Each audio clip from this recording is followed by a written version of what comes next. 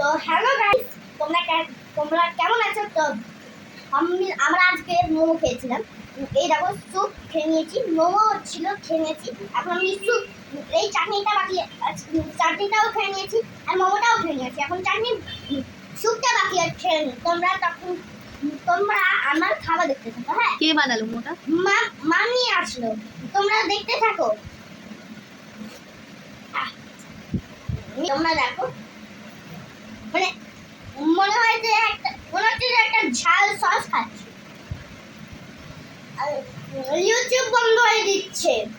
ঘরের স্যুপ বাজে হয় আর বাইরের স্যুপ ভালো হয়। দেখো, মোমো স্যুপ, মানে মোমো স্যুপ, চিকেন স্যুপ। তোমরা আমাদের ভিডিওতে লাইক করছো না কেন? জলদি লাইক করে দাও।